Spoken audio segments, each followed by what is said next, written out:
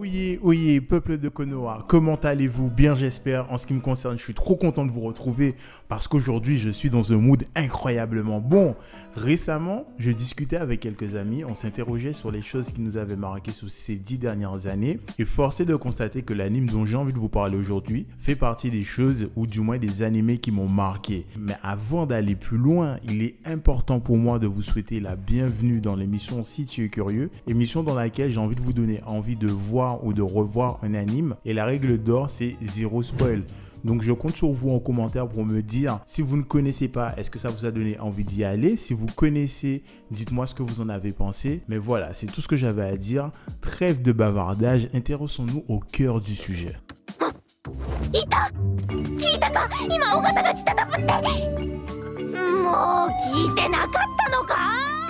Alors, vous l'aurez compris dans le titre, aujourd'hui on va s'intéresser à Golden Kamuy. Cet anime est juste génial, cet anime est juste extraordinaire. Mais avant de vous vendre quoi que ce soit, laissez-moi vous expliquer en quoi c'est bien. Et pour ce faire, on va se poser quelques questions comme de quoi ça parle, comment ça en parle et est-ce que ça en parle bien. Ce qui nous amène au contexte. Et celui-ci nous dépose à la fin de la guerre russo-japonaise, guerre de laquelle les Japonais ressortent victorieux. Et c'est le personnage de Sugimoto qui va nous intéresser, je dirais même plus. Sugimoto l'immortel. Est-ce que vous avez retenu le nom et la badassitude de ce surnom? C'est juste incroyable. Et pourquoi on l'appelait comme ça? C'est justement pendant cette guerre. C'était le style de gars à vouloir sortir de sa tranchée, à courir tout droit vers l'ennemi et que les Russes lui balancent des bouts de bois, des pierres, des balles, des obus, des Rasengan, des Genkidama, des titans. Le gars se relevait toujours et il allait taper du russe le lendemain et le surlendemain. C'est juste incroyable. Mais parmi toute cette flopée de balles et d'obus, on apprend aussi l'existence d'un meilleur ami de Sugimoto qui malheureusement ne verra pas la fin de la guerre. Et celui-ci l'attendait justement pour pouvoir réunir des fonds car sa femme était en train de perdre la vue et il voulait la faire soigner aux États-Unis. Et donc Sugimoto se dit, puisque moi j'ai vu la fin de la guerre, je vais rendre hommage à mon ami et donc essayer de rassembler des fonds pour pouvoir soigner cette femme qui est devenue veuve par la force des choses. Et justement, au cours de ses recherches, Sugimoto va apprendre l'existence d'un trésor qui se trouve dans Hokkaido. Sauf que pour trouver ce trésor, ce ne sera pas de tout repos parce que déjà, il faut réunir 27 prisonniers qui possèdent des tatouages et c'est ces 27 tatouages qui constituent la première clé pour trouver le trésor. Mais s'il suffisait juste de les trouver, ce serait trop génial. Il s'avère que ces tatouages ont été faits avec des symboles d'un peuple qu'on appelle le peuple Ainu. Et c'est là qu'intervient notre deuxième personnage principal, Ashirpa.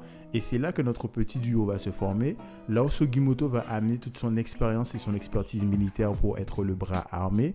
Ashirpa va amener tout ce qui est connaissance et culture Ainu pour pouvoir décrypter les tatouages. Donc ça, c'est vraiment le contexte de base. Alors maintenant, on va s'intéresser à tout ce qui fait la force de l'anime. Et forcément, dans un premier temps, on va s'arrêter au noyau dur de celui-ci. C'est le duo Ashirpa-Sugimoto. Et le premier terme qui me vient à l'esprit, c'est le terme choc des cultures. Effectivement, Ashirpa venant du peuple Ainu, peuple qui a vraiment existé, il faut savoir que ce peuple a une culture qui est très respectueuse, très intimiste avec la nature. Et par exemple, les ours et les cerfs sont considérés comme des divinités, donc ils sont profondément respectueux envers ces animaux. Et donc, Ashirpa va vraiment embarquer Sugimoto dans sa culture et par voie d'extension, embarquer le téléspectateur. Et c'est tellement bien amené. Par exemple, Ashirpa va prendre Sugimoto, l'amener à la chasse, lui expliquer comment il pose les pièges, comment ils perçoivent tel animal, comment ils préparent tel animal. Et une fois la chasse ayant abouti, ils vont aller à la hutte, ils vont préparer la bouffe façon Ainu. Et là, avec toute sa bienveillance, Ashirpa va expliquer à Sugimoto comment on prépare la nourriture chez les Ainu. Et d'ailleurs, c'est là qu'on va apprendre qu'ils mangent de la viande crue. On va apprendre aussi des termes comme ina ina qu'on pourrait potentiellement traduire comme c'est bon. Mais c'est pas juste on prépare de la nourriture pour prouver qu'elle est Ainu. C'est-à-dire qu'il y a la préparation, il y a toutes les explications qui vont avec ces préparations. Et ensuite, on a un descriptif de Sugimoto qui découvre cette nourriture et qui l'apprécie vraiment. Et donc, je pense que moi, en tant que spectateur, j'ai vraiment presque ressenti le goût de ce qui se passait, tu vois. Moi, franchement, c'est un des trucs qui m'a vraiment fait plaisir dans Golden Kamuy. Mais bon, le monde n'est pas que merveille, le monde n'est pas que nourriture. Forcément, qui dit chasse à l'homme, qui dit chasse au trésor, nous avons d'autres personnages qui vont s'intéresser à ce trésor. Et c'est là qu'on va découvrir des personnages comme Tsurumi, par exemple, qui faisait partie du même corps armé que Sugimoto. Sauf que sa bande à lui n'ont pas eu la reconnaissance qu'ils devaient avoir après la guerre. Ils ont décidé de s'émanciper du corps militaire actuel pour fonder le leur, mais ils ont besoin de fonds, donc de l'or. Et on va découvrir Ujikata qui veut refaire renaître le Shishinigami. Et d'ailleurs, c'est que chacune de ces personnes a un objectif qui lui est propre pour trouver cet or, mais ils pensent que ce combat qu'ils vont mener, il est juste. Et là, on est au cœur même du déroulement de l'anime. Avec cette tripartie, parfois, il y a peut-être voire 4 ou 5 parties, il y a toujours un truc qui se passe. Mais c'est pas pour mettre de l'action, pour que le téléspectateur ne s'ennuie pas. C'est toujours amené d'une façon très subtile et intelligente. Pour donner un exemple sans spoil, on va nous introduire un élément qui n'est pas censé être naturel dans cet univers en nous disant « Ok, il y a A qui a débarqué ici, mais si A a débarqué ici, c'est un peu suspect. » Et un peu plus tard, on va voir la conséquence de l'apparition de A. On va se dire « Ok, c'est parce que A a fait ça que donc la conséquence B a eu lieu. » Et en fait, il y a une vraie cohérence dans l'univers qui fonctionne absolument bien. Et les personnages sont tous différents. Le folklore du personnage est juste ouf. C'est-à-dire que chaque personnage a vraiment une identité qui lui est propre et aucun personnage n'est générique. Par contre, ça pourrait plaire ou déplaire à certains. Tous les personnages sont excentriques. Ils ont vraiment une personnalité qui est très marquée, qui me fait me dire que parfois, il y a des personnages qui sont d'une normalité que ça me rend presque triste et je me dis, je regarde le personnage, je me dis, waouh, si tu savais, tu es entouré que de malades. Et tous ces gens, en fait, ne sont ni bons, ni mauvais, ni méchants, ni gentils.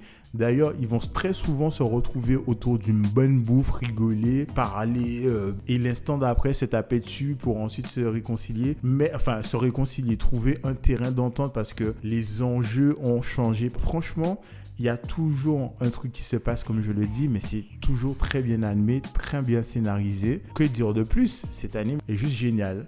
Le seul petit bémol que je pourrais mettre là-dessus, c'est que ça manque un petit peu de mise en scène. Les combats ne sont pas bien amenés. Ils sont sympathiques sans plus, ils sont pas marquants. Les scènes d'action sont intéressantes, mais ne cassent pas trois pattes un canard. Et il faut savoir que Golden Kamuy, c'est sur 3 saisons qui racontent 3 choses différentes.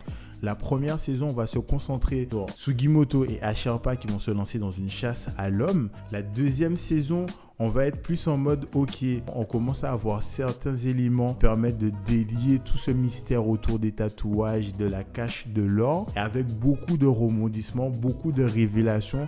Donc on passe d'une chasse à l'homme à presque un thriller action. Et la troisième saison, on parle littéralement à l'aventure, découvrir ce qui se passe hors de Hokkaido.